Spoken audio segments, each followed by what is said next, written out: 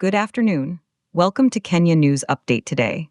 In a world where technology stocks often swing on the whims of quarterly reports, one giant just delivered a seismic jolt to the markets. Meta Platforms, the parent company of Facebook, Instagram, and WhatsApp, saw its shares surge a staggering 10% in after-hours trading. The catalyst. A fourth quarter earnings report that didn't just beat expectations, it shattered them, paired with a revenue forecast that has analysts scrambling to update their models. But what's behind this massive leap? Is this a sign of sustainable growth or a market overreacting to a single quarter's performance? And in a global economy where gold is hitting record highs above $5,500 and traditional aid models are being questioned, what does Meta's success tell us about where the world is investing its faith and capital? We'll dive deep into the numbers, the strategy, and the broader implications in this 12-minute special report. Let's start with the headline numbers that sent the markets into a frenzy. After the closing bell on Wednesday, Meta reported earnings per share of $8.88. That wasn't just a beat, it was a decisive knockout against the analyst consensus estimate of $8. Now, let's put that into perspective. That's an earnings beat of over 10%. For a company of Meta's scale, that's not a rounding error, it's a statement. On the revenue front, the company posted sales of $58.1 billion for the quarter. Again, this surpassed the expected $58.59 billion. But the real rocket fuel for the stock price wasn't just the look back at a strong quarter, it was the look ahead. Meta issued first quarter revenue guidance that came in significantly above what Wall Street was anticipating. The company projected revenue between $53.5 billion and $56.5 billion. The midpoint of that range, around $55 billion, is well above the previous consensus estimate of $51.41 billion. That's a guidance beat of over 7%, signaling management's confidence in continued momentum. To understand the magnitude of this move, we need to visualize the scale of Meta's financial engine. For the full year 2025, Meta's total revenue reached a colossal $169 billion. That's up from $162 billion the year before. This isn't just a social media company anymore. It's a digital advertising and technology behemoth with a financial footprint larger than the GDP of many nations. The after-hours stock pop of 10% added tens of billions of dollars to the company's market capitalization in a matter of hours. This kind of volatility underscores the high-stakes game of tech investing, where fortunes are made and lost on the precision of quarterly forecasts. But numbers only tell part of the story. The strategic narrative from CEO Mark Zuckerberg has been one of relentless focus on efficiency and artificial intelligence. Dubbed the Year of Efficiency, in 2023, Meta underwent significant layoffs and cost-cutting measures. That discipline is now paying dividends, with operating margins expanding. More importantly, the company is betting its future on AI. At the recent Meta Connect event in September 2025, Zuckerberg himself showcased the new Meta Oakley Vanguard AI glasses. This isn't just a gadget, it's a tangible step toward the company's vision for the metaverse and augmented reality. Investment in AI spans from the algorithms that power its advertising engine to the large language models that could redefine social interaction and productivity. The strong earnings suggest this dual strategy, financial discipline coupled with aggressive AI investment, is resonating with both users and advertisers. However, let's present a counter perspective. Is the market getting ahead of itself?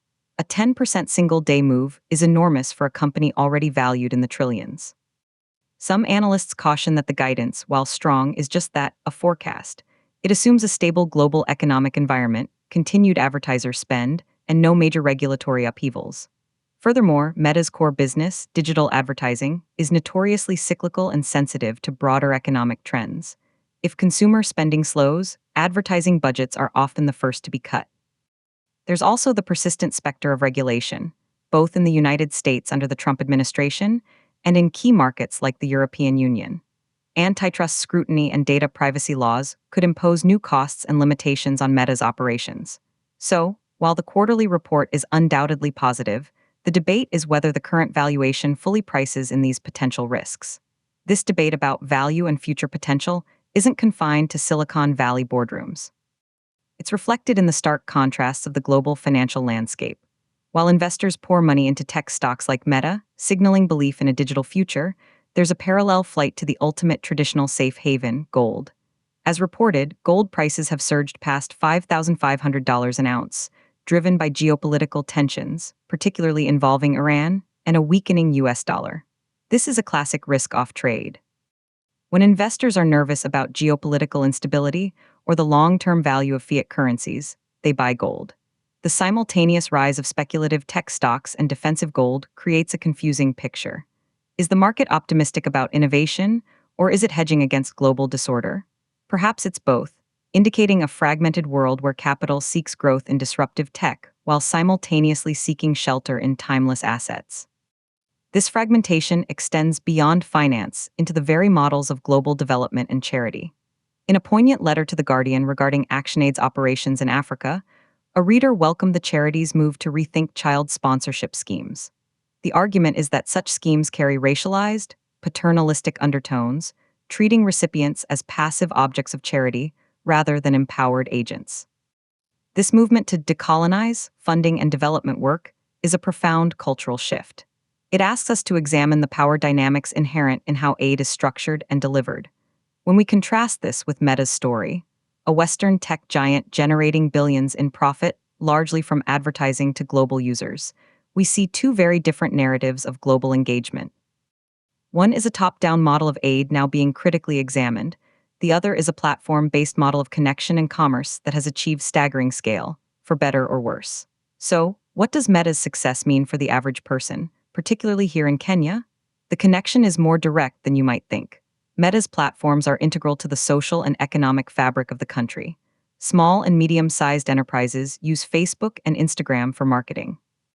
WhatsApp is a critical tool for communication and business. The health of Meta directly impacts the digital ecosystem that many Kenyan entrepreneurs rely on.